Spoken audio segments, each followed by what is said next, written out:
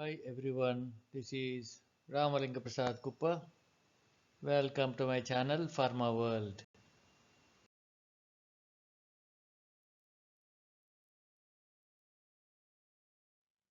Today's topic is assigning batch number to pharmaceutical products. Let us understand the definitions of a batch or a lot and a batch number. Identifying the product by unique batch number is necessary to trace how was it manufactured, when was it manufactured, how was its quality, etc. Batch number is very specific, unique identification for the product. This video also discusses on blending operation briefly. The basic requirement is Section 8.40 of ICH-Q7 prescribes blending is defined as the process of combining materials within the same specification to produce a homogeneous product. Generally, each output will not be exactly same. The output size may vary marginally depending upon the process conditions and material handling. Also, customers may be interested to take a fixed quantity like 100 kilos or 500 kilos or more for a product depending upon the customer's requirement. So, blending is necessary to make larger batch sizes. Very important outcome of the blending operation should yield a uniform homogeneous product from top, middle and bottom of each drum and anywhere in the batch. Section 8.41 prescribes out of specification OS batches should not be blended with other batches for the purpose of meeting specifications. This is important. Failed batches should never be blended to make the blend pass to specifications. For example, you need 200 kilos of a product blend with an impurity specification of not more than 0.2%. You have 100 kilos of the product with 0.1% impurity, which is within the specifications, and the product passes to limits. You have also another 100 kilos of the product with an impurity content of 0.3%, which is out of specifications. You should never attempt to blend these two batches to make the final blend of 200 kilos to make it meet the specifications of 0.2%. Each batch incorporated into the blend should have been manufactured using an established process and should have been individually tested and found to meet appropriate specifications prior to blending. So these conditions must be met before blending of the batch with other batches. Section 8.42 says acceptable blending operations include but are not limited to blending of small batches to increase batch size. Many times customers request for larger sized batches. This is for optimizing testing resources at their end. It may be easier to test as a single lot than testing several individual lots. It's a time consuming activity to test so many batches. Also, it is expensive to test so many times. So, several smaller batches are blended to make it larger. Blending of tailings. Relatively small quantities of isolated material from batches of the same product to form a single batch. This is another issue. Each individual batch output may not be exactly same. It may vary marginally by few kilograms. For example, if the product output is expected to be 100 kilos, the output may be 102 kilos or 103 kilos or even slightly more. So if 100 kg quantity is taken for blending, the remaining balance smaller amounts are called tailings. All such tailings may also be blended to make larger sized batches. Section 8.47 prescribes the Expiry or retest date of the blended batch should be based on the manufacturing date of the oldest tailing or batch in the blend. 8.47 section should be understood well. Expiry date of the oldest tailing or batch should be considered for assigning the expiry of the blend.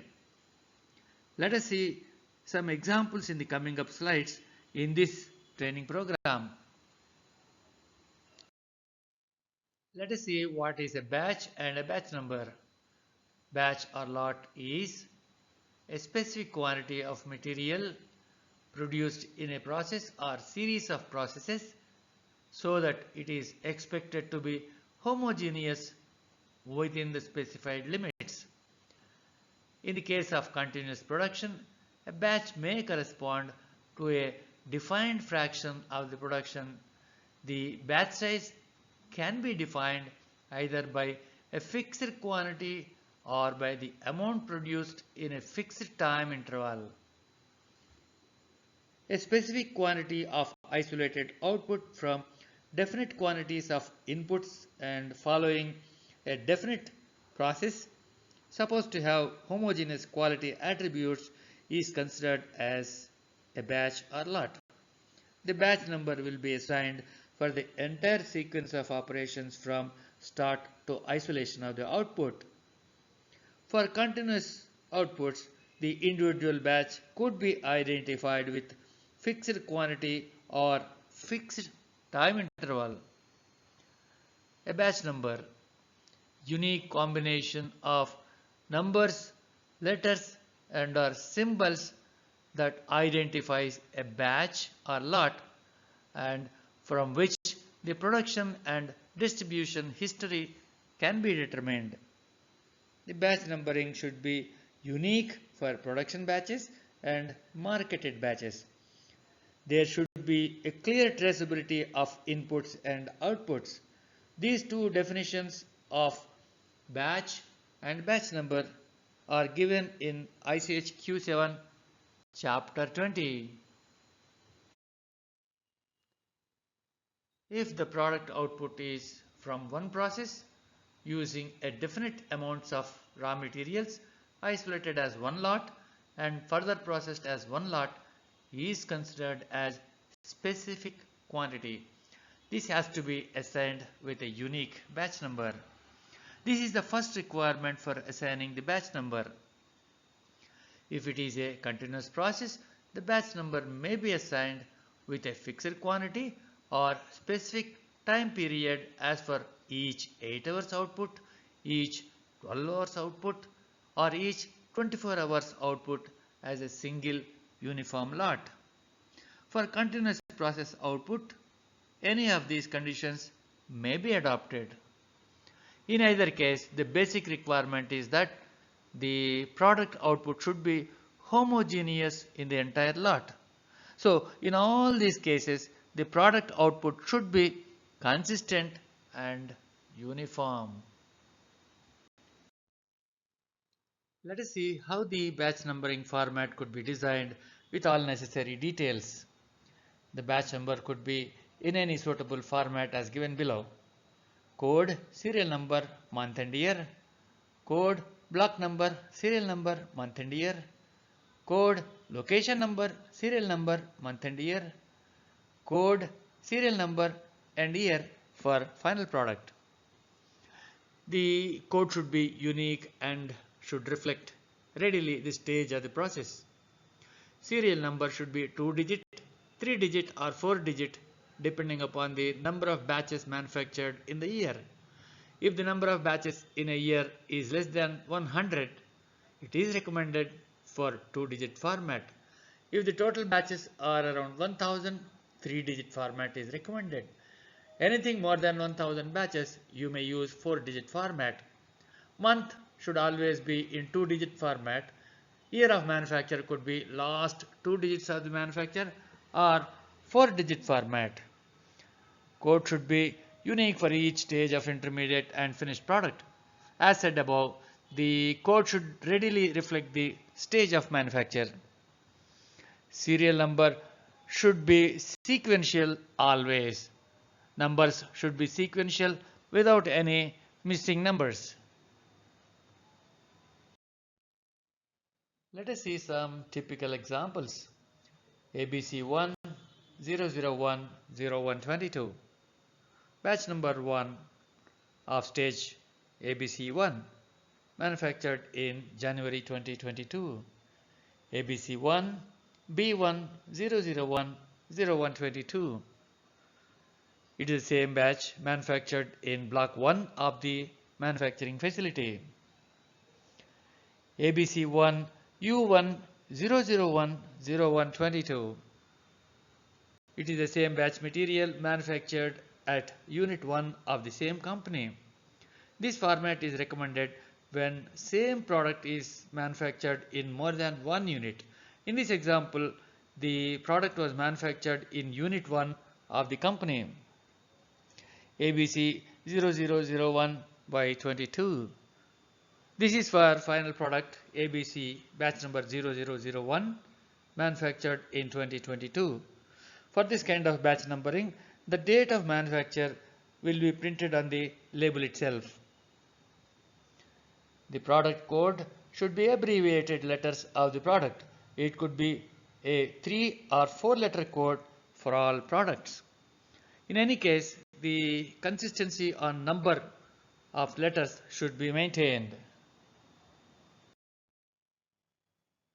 A code word may be used for establishing the link to batch number and year of manufacture.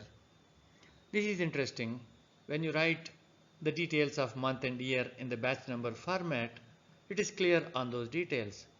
If a code is used to identify the month and year, it is difficult to identify the month of manufacture and year of manufacture by just looking at the batch number.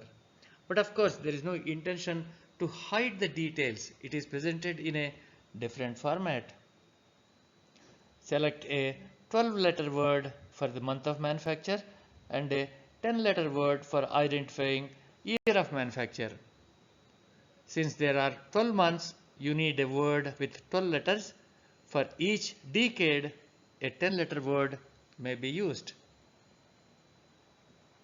For example, if you select ibuprofen as a 10-letter word and zincograft as a 12-letter word for coding the year and month, the example could be as given below. This example describes more. For 2020 to 2030, each letter identifies the year. The same pattern will continue for every 10 years. In this example, 2020 is represented by I, 2021 is represented by B, 2022 is represented by U, etc. and so on, till 2030, for which the letter would be S. It is important to select a suitable word that does not have repetitive letters. The word zincograft is selected for identifying the month. For January it is Z, for February it is I, for March it is N, and so on till December, for which the letter would be D. January 22 will have a code as ABC1 001 ZU, and April 2020 will have a code as ABC1 001 CI. These are the example batch numbers assigned. It is easy. How to assign the date of manufacture? The month and year of the starting of the batch is considered for assigning the manufacturing date. Let us see how a manufacturing date is assigned. There are several logics to start with. Date of dispensing of raw materials could be considered as manufacturing date. Or whenever the batch is charged into the process equipment may be considered as start of the manufacturing date. The related SOP should clearly define this requirement. Since expiry period or retest period is in years, the least count for manufacturing date could be a month. It totally depends on its usability. Did you see the date of manufacture on a milk packet? It is one specific day only. A wheat blend will also have day as least count for date of manufacture. Example, if the batch starts in first week of September 2019 and completes within September 2019, the manufacturing date should be September 2019. Since least count of the date of manufacture is 1 month, any activity within that month is considered as date of manufacture. If the batch starts in the last week of September 2019 and completes in the first week of October 2019, then also the manufacturing date should be September 2019. In this case, since the batch started in September, the manufacturing date is considered as the same month, September 2019. How to assign the shelf life of the blend? The shelf life of the blend should be the same expiry date of the oldest batch taken for the blend. Example, batch 12 with expiry date of March 2019 with a quantity of 55 kilos. Batch 23 with an expiry date of May 2019 with a quantity of 65 kilos. Batch number 3 with an expiry of December 2018 with only 5 kilos. The expiry date of the final blend of 125 kilos should be December 2018. Note that the batch taken for blend was only 5 kilos. Let us see this. This is important to understand. In the final blend, the quantity of batch number 3 was only 5 kilos. Still, the blend is assigned with the date of the last lot only. Even half a kilo of material is used, the expiry date should be of the oldest lot. Other important points to note are the final marketable blend batch should have a unique batch number format. The batch number should be traceable by all the input batches that went into the blend. The individual batches that go into the blend should have a unique batch number format. This gives an opportunity to identify each individual batches that go into the blend. The blending record should always have a traceability of individual batches that go into the blend. The blending record should have details of individual batch number, quantity taken for blending, and expiry date. This helps to establish whether or not the oldest batch is considered for assigning the expiry date. It is not recommended to take tailings of blended batches into another blend unless the blending process is validated using individual batches and tailings of blended batches. The blended batches tailings comes from an already blended batch. So unless the process is validated using the tailing of the blended batches, it is not recommended to blend the tailings with other routine regular production batches. It is not recommended to blend the batches of the same product manufactured by different route of synthesis. This is another point. The impurity profile may be different from one route of synthesis to the other. Other characteristics may also differ, including physical attributes like polymorphism or bulk density, etc. So, blending should not be done for such different route of synthesis materials. The blender should be validated for a range of 50 to 80% of the blender capacity. Generally, the blenders are qualified to use within this range of 50 to 80% of the volume. However, if required, it may be qualified for other volumes also. The blender should be loaded to not less than 50% and not more than 80% of its volume. Example, if the blender volume is 1000 liters, not less than 500 liters and not more than 800 liters should be loaded. For blenders, generally this is the thumb rule. The volume of the product to be taken depends on the bulk density, the apparent density of the product. Since we consider the volume of the blender for calculation purposes, it is necessary to find out the relationship between the mass, density and volume. The relationship among mass, volume and density is as follows. Mass in kgs divided by density, that is grams per ml or kg per liter, will give you the volume. This formula for conversion of mass into volume can be used.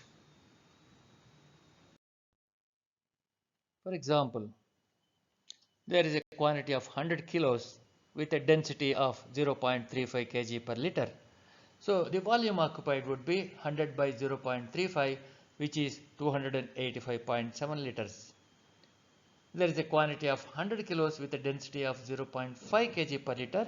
So the volume occupied would be 100 by 0.5, which is 200 liters. There is a quantity of 100 kilos with a density of 1 kg per liter. So the volume occupied would be 100 by 1, which is equal to 100 liters.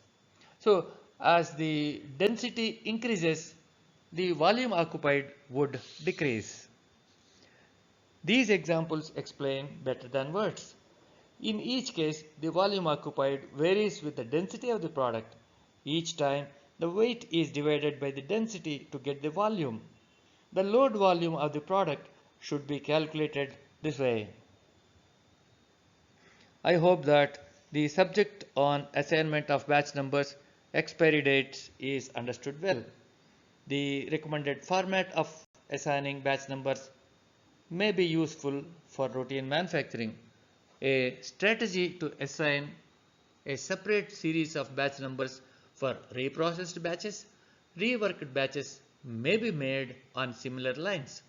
Also, a brief information on blending volume calculation is understood well.